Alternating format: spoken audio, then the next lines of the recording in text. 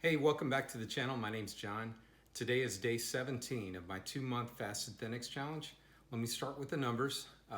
On the scale, I weighed 197.4 pounds, blood pressure 118 over 68, blood glucose was 78 milligrams per deciliter, and ketones dropped down to 5.1 millimoles per liter. So there is some curious changes in the numbers there.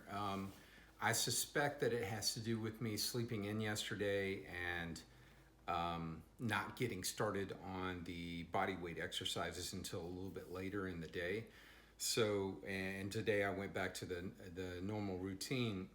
So I think there's just a variance there. So the weight went up by half a pound, and the ketones dropped a little bit. So anyway, nothing to be alarmed about. So I wanted to talk about something today. It's January, the beginning of a new decade, and of course in January we're going to get bombarded with all kinds of most of us are going to take some kind of resolution for the year, and we're going to make some changes. We identify things that we'd like to change, and then we set a goal and go after it. I just find that the keto diet has all of a sudden taken off. It's been around for a number of years, and it's like many things. There's definitely some validity in the results that you get from using it, and we'll talk about some of that stuff in a minute. So when that happens, after people start to see the proof in it, at first they're kind of shocked by the idea of what you have to do, and then there's like a tidal wave of people that get convinced because they see undisputable results from just average people trying things out. So I took some notes, so I've got a little bit of an outline, and I'm going to go over this as quickly as possible. I am not a doctor. I am not a medical expert or even an expert on the ketogenic diet. I have been utilizing it for a number of years, and I follow quite a few doctors that have convinced me of the benefits of it. So I'll start by saying a couple things. One, I don't see it as a typical diet as most of us see it. I mean, we've had all kinds of diet kind of fads over the last 50 years, and they come and go. This one's definitely different. You are making some changes to your nutritional intake, and hopefully you're utilizing some exercise along with that, which is, of course, the right thing to do. A couple of the other facets that people focus on these days are just clarity of mind, doing meditation, and then the other thing is sleep. And I'm kind of becoming more aware of how important sleep is. So anyway, those things aside, the ketogenic diet. So when I first heard about it, I listened to people like Dominic D'Agostino, Dr. Peter Attia, and I heard of references of it being basically prescribed by doctors to epileptic patients to prevent seizures. Dominic D'Agostino took it a step further. I believe he was doing work for one of the branches of military to study how they could utilize that diet in order to prevent people from having seizures while scuba diving. I believe it's oxygen toxicity.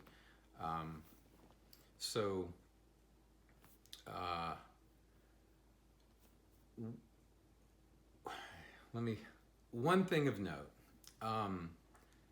when you fast, kind of a side effect of fasting is the fact that you get into keto.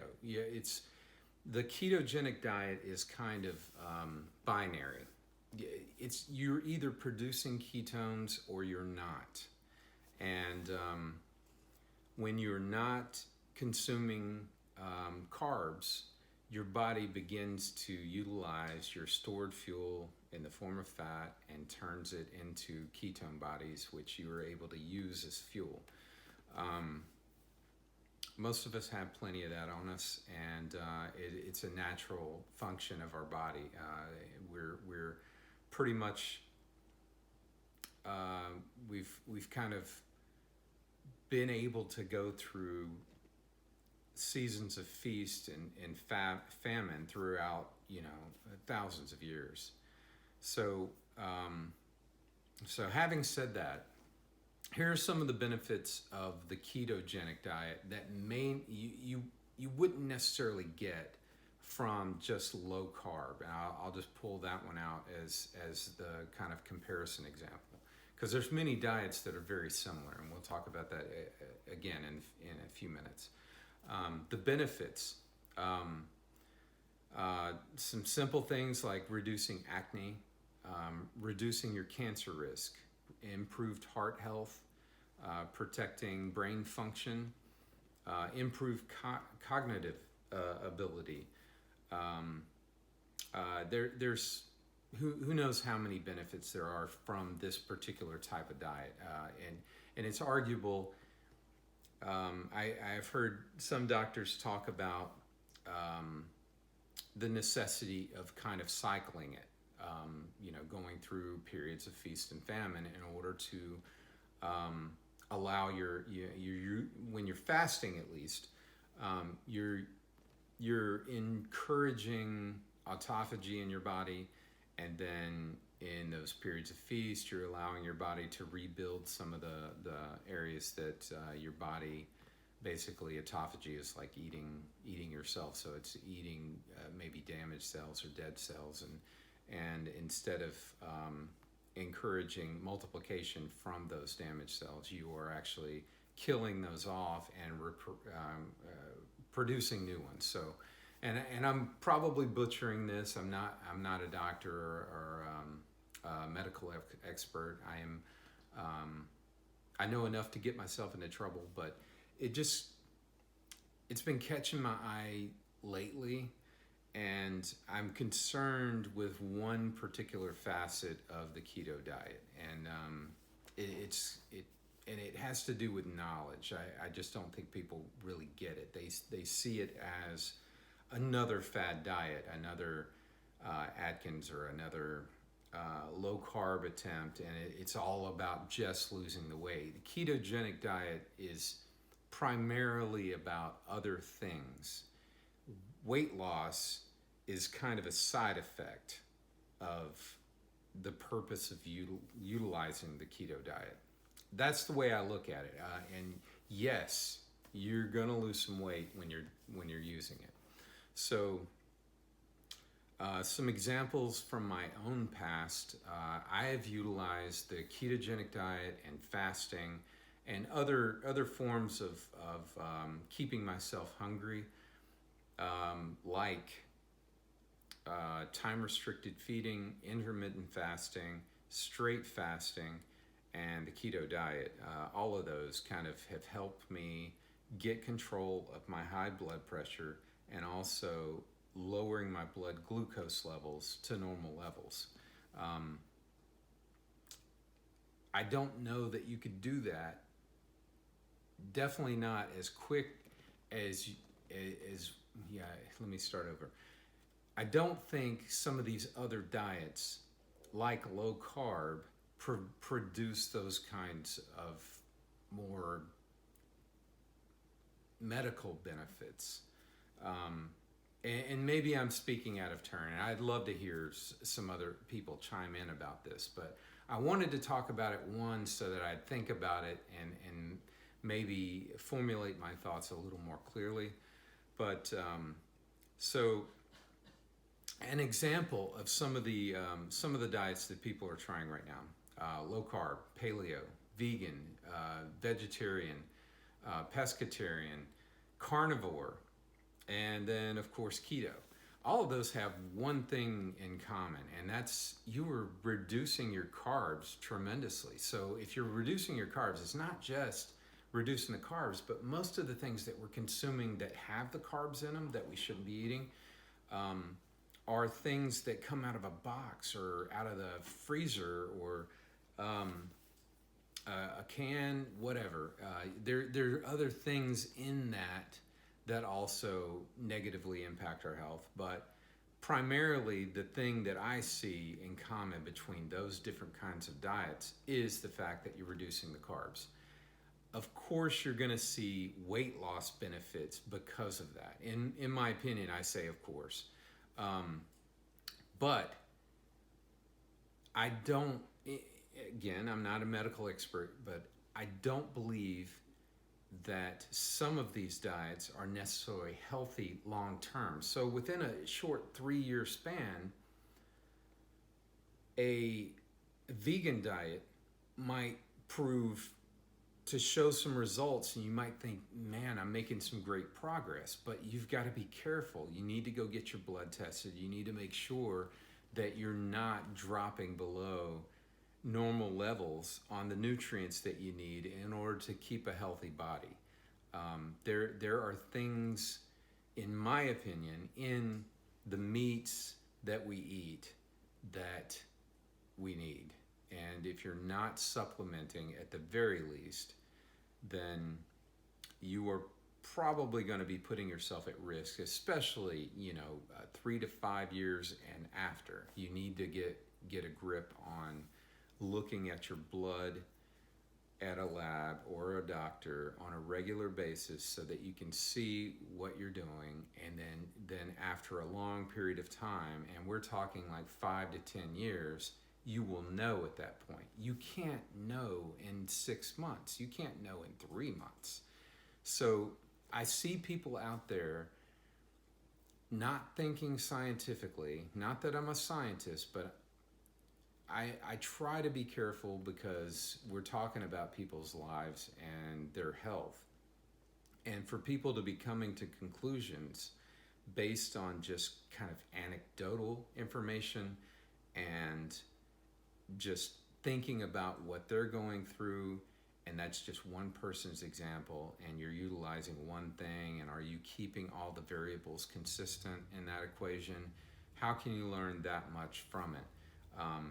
Now, I experiment on myself. I've been doing it for over about 10 years, and it is a challenge to keep things consistent, and I'm always very careful not to come to concrete conclusions just based on one of these little experiments that I do. I try to think of ways to keep it more consistent so that I can come to some conclusions, and then I do lab work on a regular basis. During the last fast, I went and got lab work drawn, or blood work, and I had my blood drawn before I began the fast on day 25. I had an annual physical near the end of it. I didn't pull blood at the beginning of this one because it's so close to the other. I finished the other fast August 1st. I started this one on January 2nd. So I intend to get my blood drawn in the middle, and I'll do it at the end. And hopefully, we'll be seeing some positive effects from the changes that I made last fast versus this fast. So back to the subject at hand. So let me define the keto diet, because it's gotten to kind of a fad craze. It's really like trendy right now, and I just want to make sure people understand. If they're looking for information about it, I can point you in a couple of directions. I already mentioned a couple of doctors that know a lot about it. I believe Peter Tia stayed in the keto diet and legit keto. He was testing his blood on a regular basis throughout. And I believe, with the exception of a few days, he was in keto for almost 5 years, I believe. I'll have to see if I can't find that reference. Dominic D'Agostino, I believe he still uses that diet, as far as I know. I haven't looked into him lately, but I'll have to do that. But go to the source, do some research, educate yourself a little bit. And I'll give you some minor conclusions at the end of this. But so the ketogenic diet, it is defined as basically reducing your carb intake until your body starts producing ketones. If you're not producing ketones, you're not in keto. You're not participating in a ketogenic diet, ketogenic state, whatever you want to call it, however you want to say it. So in order to do that, most people have to consume fewer than 25 to 50 carbs per day. And obviously that there are variables involved. If you're a person that exercises on a regular basis, or you have a job where you are getting quite a bit of activity in, then that threshold's going to be a little bit higher. I always think of it as there's a little bit of a coefficient of friction near the beginning of that you have to kind of break through, and then you can titrate up the carbs a little bit in order to maintain yourself into a ketogenic state where you're still producing the ketones on a regular basis. So for me, I started out, well, let's talk about that for a second. So I started off at last year somewhere around 225. And then I went through the fast and I ended up below 170 pounds. And then I carb loaded pretty much, not intentionally, but I was eating a standard American diet. So I was eating sadly for a few months, especially through the holidays. I wasn't gorging myself, just eating what everyone else in the house was eating. And without any exercise, that's the key. So, and I have a sedentary job. So slowly my weight creeps back up. So I'm eating basically what, if I was physically active, I probably would have maintained somewhere around 185 pounds. But because I wasn't physically active, I slowly creeped back up to about 212 to 215 pounds. Now I'm on the way back down because I'm fasting. So when you're figuring out your macros, and this is an important kind of concept that you need to understand if you're going for keto, you need to calculate those macros based on your weight after you've eliminated the unnecessary the fat that you have on your body, that fuel source that you need to get rid of. So you don't want to figure it on, if you were hugely obese, you're 300, 400, whatever your weight is, obviously you can't intake protein based on that. So the basic rule of thumb is, I looked it up and I found one website that mentioned 0.36 grams of protein per pound of body weight. So if you're an average height and you're looking to figure your macros, figure what your body weight would be. Now, if you're a guy that lifts weights all the time and you've got huge amounts of muscle mass on you, then these numbers are going to vary, obviously. And you probably know something about macros if you're lifting weights that much. But for an average person that is not in the gym all the time, figure for 0.36 grams per pound of body weight at your basically your goal, whatever that is, an achievable, maintainable weight for yourself. So for me, I figure on about 180 pounds, and I end up somewhere around 80 to 90 grams of protein in a day. That should maintain consistently throughout every day, 80 to 90 grams of protein. The second number is carbs. You should reduce carbs as much as you possibly can. You need to eliminate high fructose corn syrup in the products that you're eating. You need to eliminate any unnecessary carbs because you're going to gain some accidentally. If you're eating a salad, there are carbs in that. If you're eating pretty much anything, there's going to be some carbs in that. So you're going to get these trace carbs that kind of pile up and add up. over a day's time, and then you're going to be at your threshold. So for me, I try to keep it to 40 grams. At the beginning, I try to knock it all the way down to 25 to get in, because that's the hard part. There's kind of a bump in the road, a coefficient of friction that you have to get past, and then you can titrate up the carbs a little bit further. Once I'm in, I can go to a Chinese buffet. I can stay away from the rice, I can stay away from the noodles, I can minimize the sushi I'm eating, and I can eat a lot of vegetables, salad, and meats. So then what's left? So out of that trinity, fat's left. So if you're not supposed to increase your protein intake and you're reducing your carbs, then what do you need to eat in order to be keto? Fat. So this is the part that everybody's missing. I don't hear anybody talking about, I need to find ways to increase my fat intake. So let me list off some foods that are in most ketogenic practitioners' regular diets. So avocados, eggs, cheese. I'm a little messy with my writing here. I eat dark chocolate, just is kind of a treat.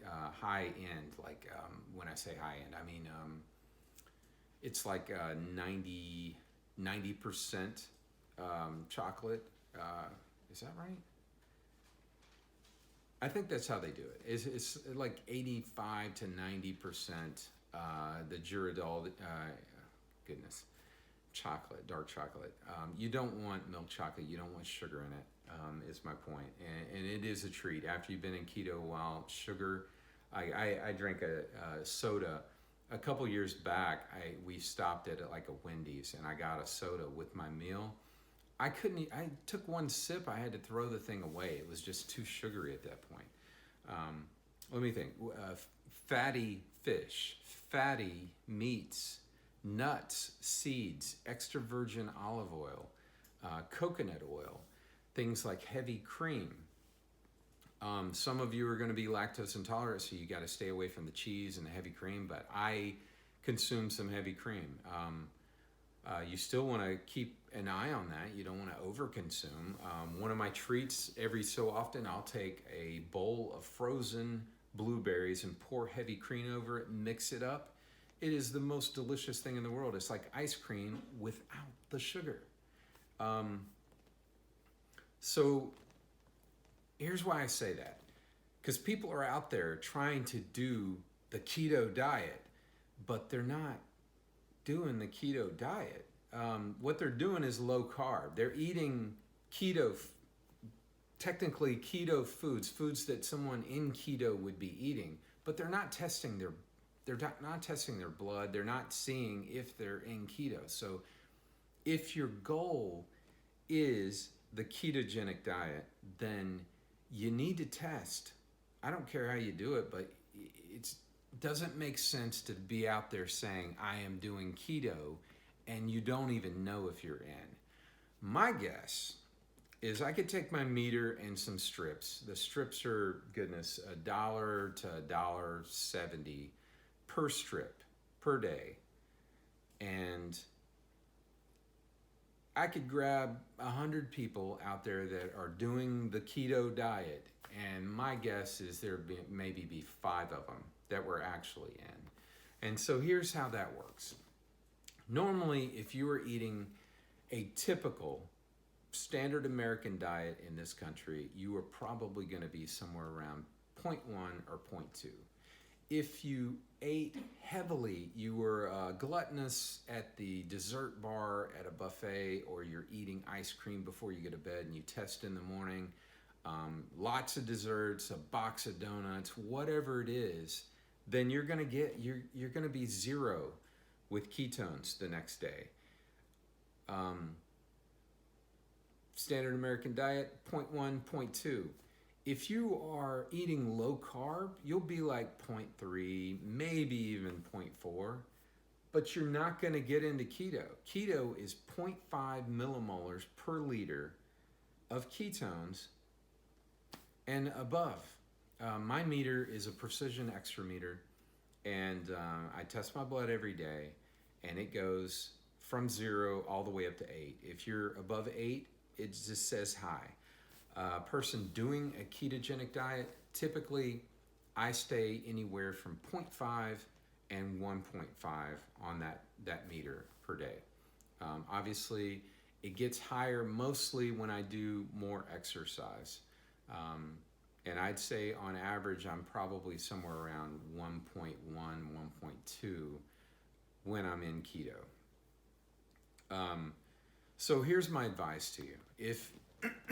If your goal is to lose weight and keto is too nerdy or scientific or difficult to challenge, then don't do it like 90%, because it's an on-off switch. It is not like you get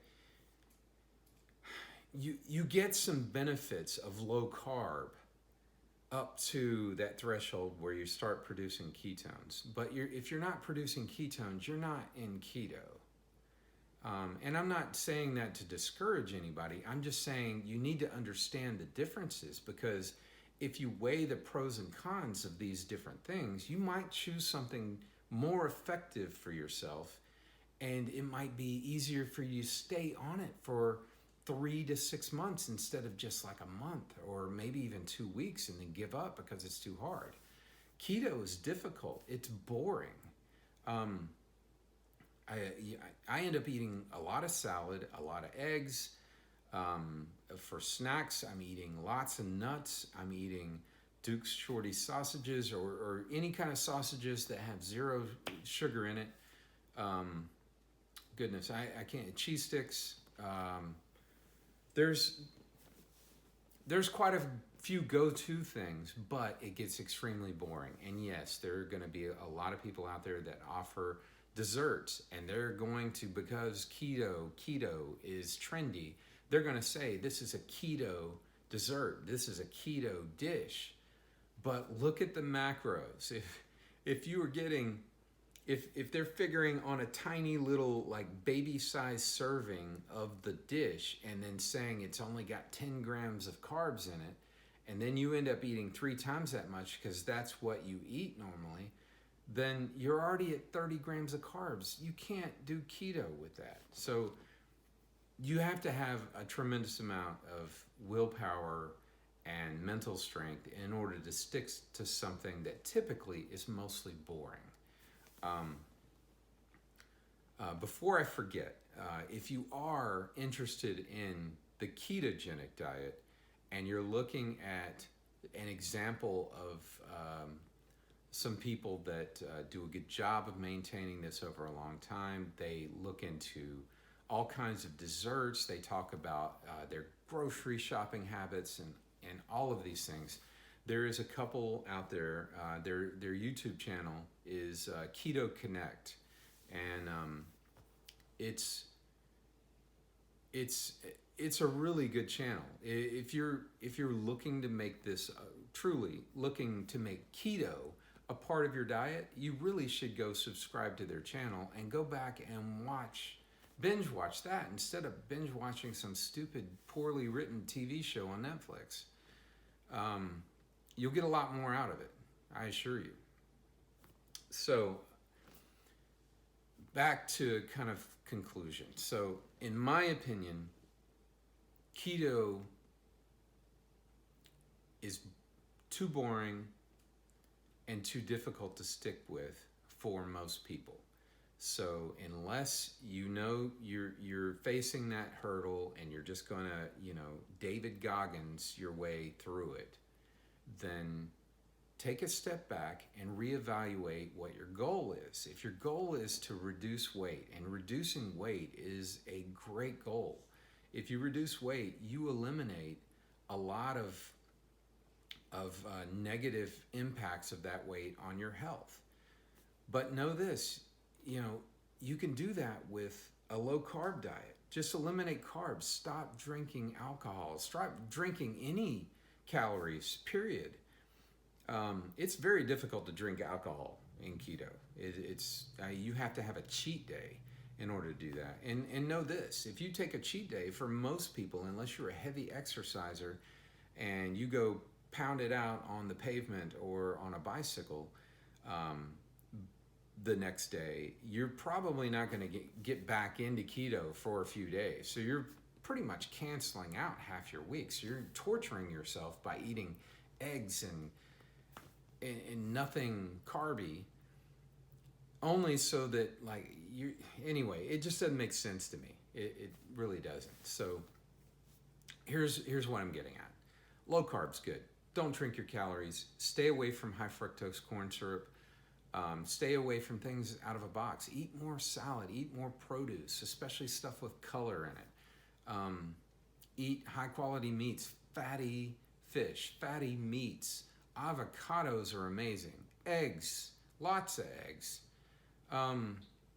Nuts, seeds, all of those things. Olive oil. When you're eating a salad, douse it with MCT oil, coconut oil, olive oil, whatever. More than what you would think that you need.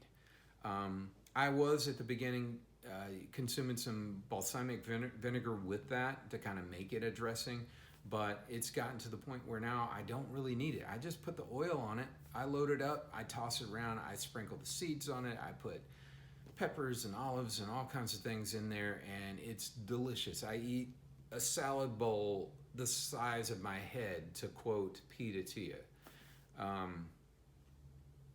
So here's a couple of other tips that people are finding pretty good value in, and that's, how about reducing your meals per day? So instead of eating 3+ meals, like eating 3 meals and 2 snacks, how about don't eat breakfast? Eat lunch late. Compound your eating window to, instead of lunch at 12 and dinner at 6, how about eat between 2 and 7, a 5-hour window, whatever. Time restrict, you can look that up, time restricted feeding. There are people out there doing, goodness, you can do as little as fast for 12 hours for the day and eat for the balance, eat for 12. I typically set my Zero fasting app to a 16-8, but most of the time I end up with 18, wait, is that right? 16-8 and 18, I'm messing the math up there. 16-8, 18-6. And there are days where I get close to 24 hours sometimes, just because I get consumed with a particular thing and I just keep going. Toy around with fasting period. Go without food for a couple of days. The benefits of autophagy, you can look that up as well. I don't believe you start getting the benefits of that based on what I've read and heard from interviews and lectures and medical lectures.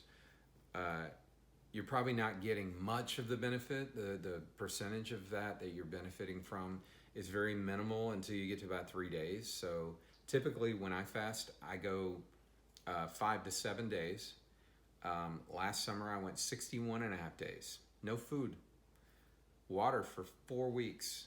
Finished it out, and I was consuming bone broth and an electrolyte supplement. This year, I am doing a protein shake, 0 carb protein shake, bone broth, and I'm gonna go 64 days. I doubt anything happens. I hope I don't have to stop prematurely, but if my health and everything is going well, 64 days. It's amazing what you can do if you just kind of get over those mental hurdles that you put in front of yourself. I guess one other thing that people are doing, there's people trying eating every other day. There's people just picking, say, fasting 1 day per week or a couple days per week, or a 3-day window in a month. I'm working on trying to come up with some sort of schedule that's going to work for me here going forward. I don't know if I'm going to do any more long-term fasts. I'm actually pretty motivated right now. At the beginning of this, I was like, I'm never going to do this ever again because I was dreading the beginning of it. But once I'm in, it's so easy. So just to recap and to wrap up this video, please stop saying you're doing keto if you don't know if you're in keto, because you're probably doing low carb. So why torture yourself for that extra bit of, like, those extra grams? Why not just go ahead and let yourself eat 100 grams of carbs in a day and stick to low carb? Cut out a meal or two and do time restricted feeding, or add a few fasting days here and there. Those would be arguably more effective than trying keto, torturing yourself, because it's almost like fasting. You're basically mentally torturing yourself, and your goal is, I'm going to do this for 30 days, or I'm going to do this for 60 days, or whatever your goal is. And then you can't take it anymore. You need to go eat some nachos, or some pasta, or whatever it is, and then you just give up. Why do that to yourself if you can't stick to it? It's difficult. So why do it? These other things are just as effective at losing weight and you becoming healthier. And in my opinion, so much easier to stick to over a long period of time. You can stick to these things for years. So try some of these things first. If you are interested in the benefits of keto, know that it's primarily kind of become trendy only because it shows the results of weight loss as well. So does fasting, though. Give me a break. I guarantee you I've lost more weight in these 17 days than anybody has doing the keto diet. Guarantee it. If somebody can beat me, I'll buy them dinner. Goodness. But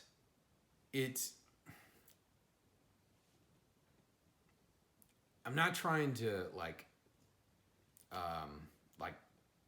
be on my high horse and judge other people for misnaming it, but that's what's going on, and I don't want people to get confused. And the two things that scare me is, one, if you're calling it a keto diet and all you're doing is low carb, then there are going to be people out there thinking, oh, well, I'm not eating carbs, what do I need to eat? They're not putting two and two together and thinking, oh, I need to increase my fat intake.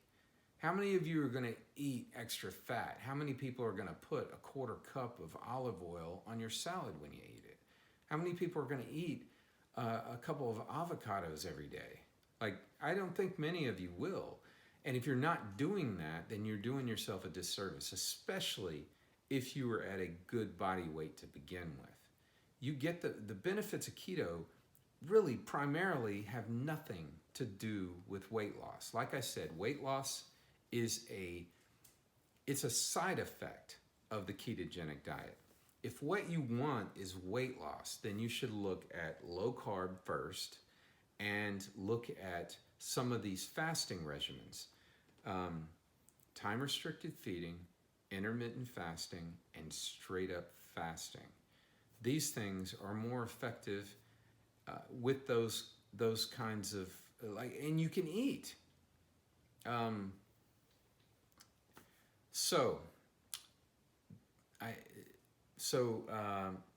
Mischaracterizing low carb as keto, I think it puts people in jeopardy because they don't quite understand that it's a technical thing. It's a binary equation. It is a switch that gets flipped. At some point, you have so few carbs in your body that your body starts producing ketone bodies. If you're not producing ketone bodies, you are not in keto. You are not. You are doing low carb. That's one. The second issue is the protein intake. Just know, you should maintain your protein no matter what diet you're doing. It should be a consistent amount. Like I've heard people say it's about the volume of the size of your fist. I mentioned the 0.36 grams per pound of body weight. Whatever that number is for you, it's typically between 50 grams and 100 grams for most of us. If you're a heavy bodybuilder and you're trying to just gain a lot of physical muscle mass, maximum hypertrophy, if you're going for that, then obviously your protein intake is going to be higher. But I don't think that's healthy. It's like ultra marathon runners, people running 100 and 200 miles. It's great. I think it's unbelievably inspiring and motivational, but long-term participating of these things is not necessarily healthy. So if you're keeping your protein the same and you're eliminating carbs, you have to eat more fat. And guess what? If you happen to have quite a bit of body fat on you, then you need to decrease that amount of fat. You can titrate it. You need to figure out what is a sweet spot for you so that like you're satiated and you can maintain the diet. But once you get to that goal body weight, and you pick the goal body weight based on something that's going to be healthy, something where you're keeping like somewhere between 10 and 20% body fat on your body, how are you going to figure that out? Yeah, you got to go get that done at a bod pod or get a body composition scale that does an accurate or close to an accurate estimation of what that body composition is on you, so that you can get to 10 to 20% body fat. Whatever that number is, once you get there, if you're going to continue keto, you have to eat a lot of fat. So just know that. You can't make up the balance by eating a bunch of protein. You can't just eat like 3 times the protein you need. You're going to end up in the hospital. I'm just saying. Just do a little bit of research and find out how damaging that can be to certain things in your body. It's not a good thing. So to conclude, I'm going to point you to that awesome couple over at Keto Connect. I'll put them up in one of the cards at the end, and you guys should go check them out if you're seriously interested in keto. I believe the guy was an engineer, and his wife is, I believe she was an attorney. So these aren't dumb people. These are well-educated people. They decided, they figured something out pretty awesome here, and they listen and educate themselves on a regular basis, and they're aggregating and they are squeezing it down to, easily consumable nuggets. They are showing by example things that they're eating, things that they shop for. I've tried several of the recipes that they have up on their channel.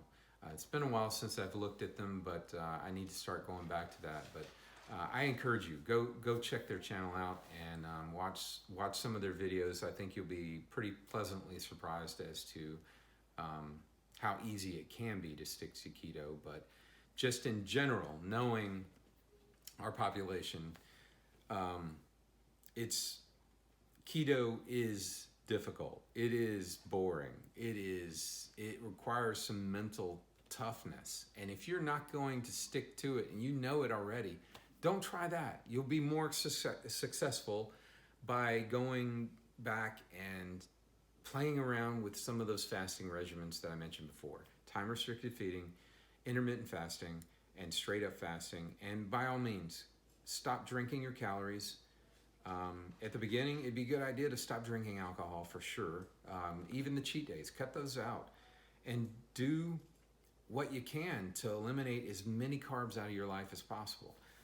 And then maybe occasionally start, titrating. I keep using that word, but start putting some of the healthier of those carbs back in your diet occasionally. It may kick you out of keto for periods of time. Maybe let yourself come out during the holidays, whatever. That's what I intend to do. things like potatoes, rice, healthier carbs, not potato chips and donuts, which is my Achilles heel.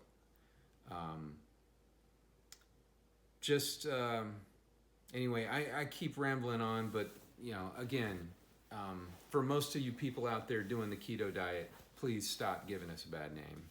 And what you're doing is low carb. If you're not testing your blood, you don't know. You're doing low carb. And if any of you wanna come, we'll do a meetup. I live in the Charlotte area, and I'll come test your blood, and we'll trade dinners.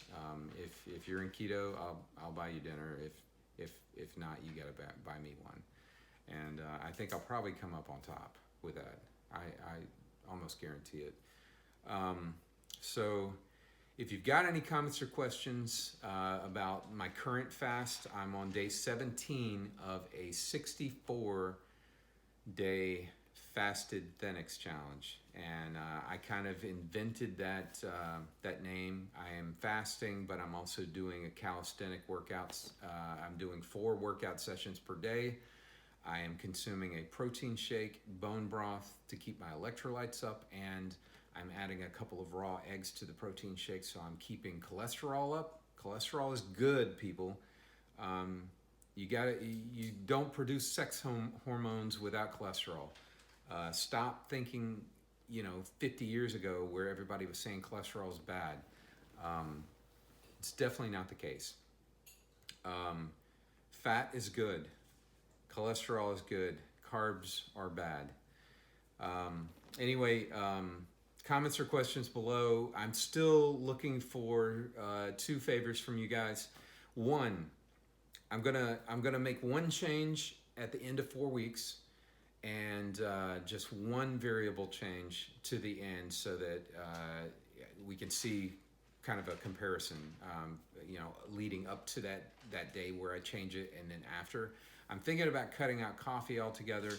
I may consider one other change, but I know that's against science, but I think coffee, if we pick something that's kind of not related, I think we might be able to see something else. So I'm not sure what that might be. Maybe, I don't know.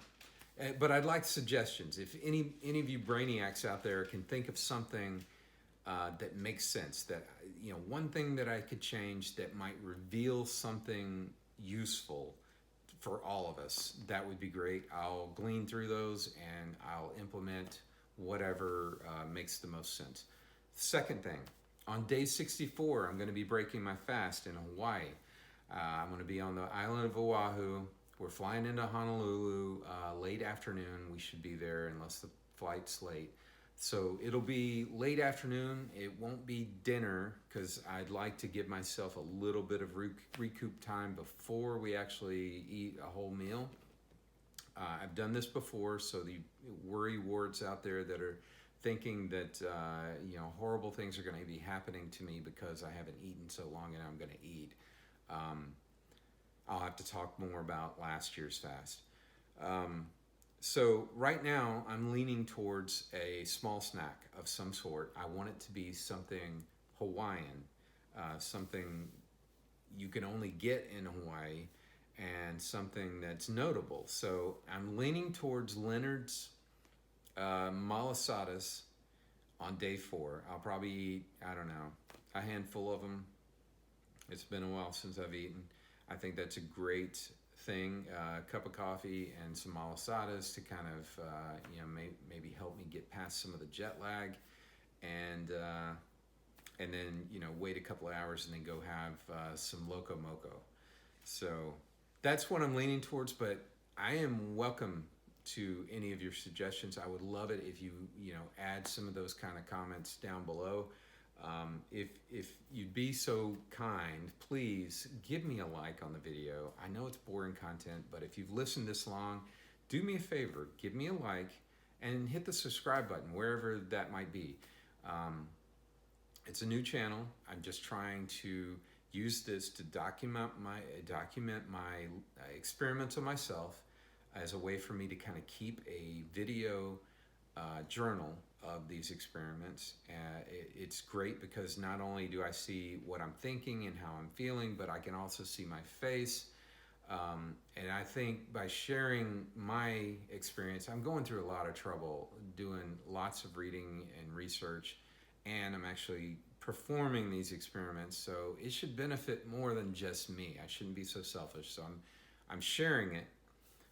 In the future, when I'm not doing something so task regimented or tasking, I will do something in the way of maybe going back to my most favorite sources of information, rewatching those, taking down some notes, showing you some clips, dialing it down to a little bit of information. I've got so many people that I follow that aggregate things for me. And I know most of us, when you've got your head down and you're just working your butt off, you don't have time to do this kind of stuff. So I want to build some trust with people like-minded and become a source for people to go to. And I'm not taking credit for any of this. I am consuming, and I am just, these things are spinning around in my head, and I'm trying to make the best sense of it and put it into action in my life, making some positive changes. And I hope that by me doing that, I could save a lot of you guys time, because it's taken me years to find all of these experts that I follow. I can save you a lot of time, I guarantee you. And hopefully there's going to be opportunities for people to share things back to me, and I can add those to the list. But for right now, I'm going to keep it, like today, this video is going a little bit long, but I'd like to keep it to 5 minutes and just basically do a daily update as to my progress through day 64. And then after the vacation in March, I'll look to do something a little more produced, research the topics, write out a script, edit the video properly with some, music and effects and all that stuff to just make it a little more commercially appealing. So anyway, please bear with me. I hope you appreciate the video. Like I said, give me a like, subscribe to the channel. It's free. Give me a break. It's free. All it means is occasionally one of my videos is going to pop up in your suggested feed list. Click on one.